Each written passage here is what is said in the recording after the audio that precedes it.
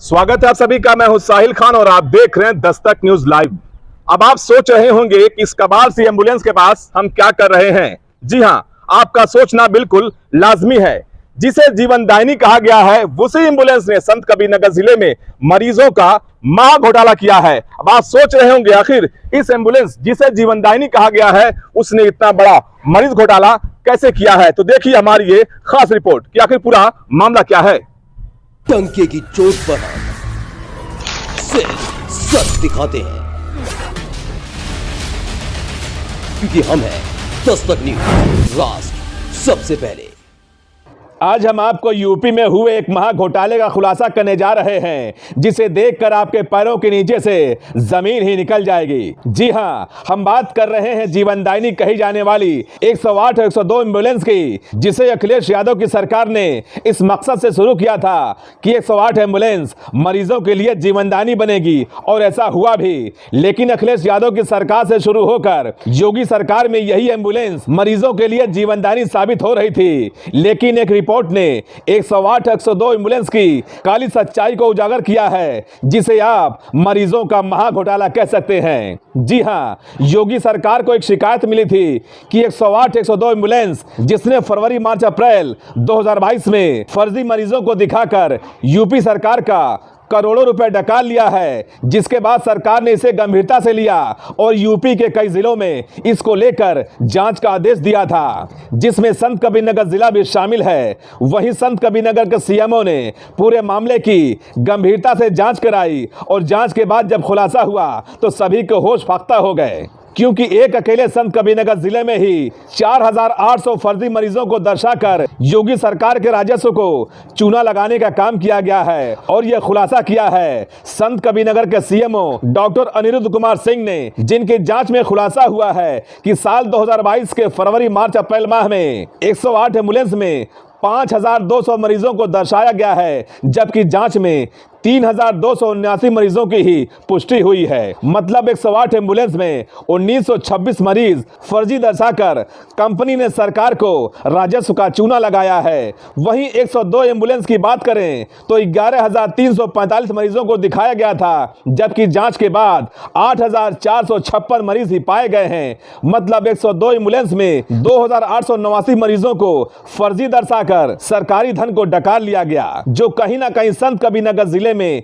108 और 102 एम्बुलेंस ने फर्जी मरीजों का महा घोटाला किया है। ये तो रही सिर्फ संत कबीरनगर जिले की बात, तो जरा सोचिए बाकी जिलों के हालात क्या होंगे। वहीं सीएमओ के द्वारा जांच किए जाने के बाद उन घोटालेबाजों के माथे पर पसीना आने लगा है, जिन लोगों ने जीवनदायिनी कही जाने वाली एम्बुलेंस के जरिए इतना बड़ा महा घोटाला कर दिया है। फिलहाल सीएमओ ने साफ लहजे में कहा है कि यह मामला बेहद गंभीर है और रिपोर्ट सरकार को भेजी जा रही है और इस पर एक्शन भी लिया जाएगा। शासन से पत्र आया था कि शिकायत मिली है कि एम्बुलेंस द्वारा जो मरीजों को लिया जा रहा है तो उसका डाटा गड़बड़ है, जो वास्तविक नहीं है, कुछ ज़्यादा दिखाया जा रहा है उसमें।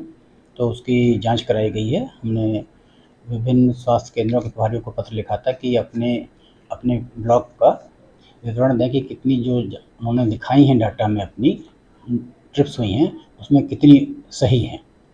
तो हमारे प्रभारियों द्वारा उसकी रिपोर्ट दी गई है। तो उसके आधार पर ये देखा गया है कि 108 एम्बुलेंस में 5205 ट्रिप्स दिखाई गई थी, जिसमें कि 3279 ट्रिप ही सत्यापित की जा सकी हैं। बाकी सर 1916 का एक गैप है, तो या तो वो फर्जी हैं या वो डाटा वेरीफाई नहीं हो पाया है, दोनों ही पॉसिबिलिटीज़ हैं।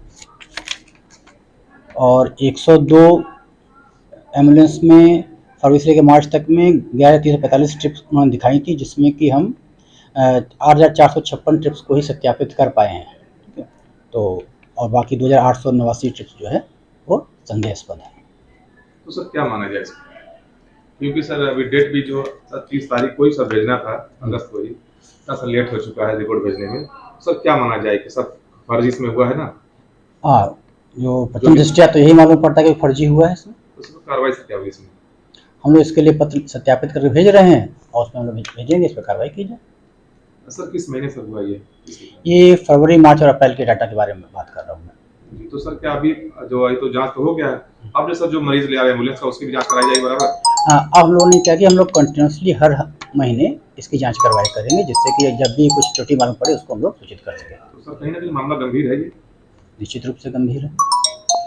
दस्तक न्यूज, राष्ट्र सबसे पहले।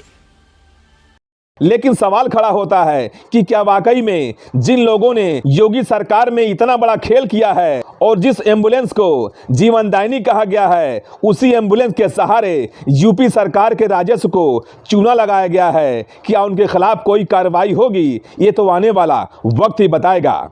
Special desk, Dastak news live.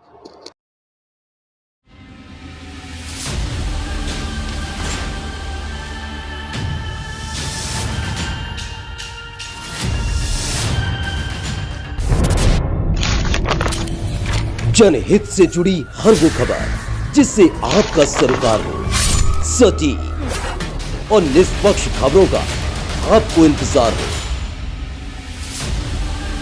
क्योंकि न हम सत्ता के करीब रहते हैं और न हम विपक्ष के पहरेदार हैं, न हम झूठ को सुनते हैं और न हम झूठ को फैलाते हैं। डंके की चोट पर हम सिर्फ सच दिखाते हैं,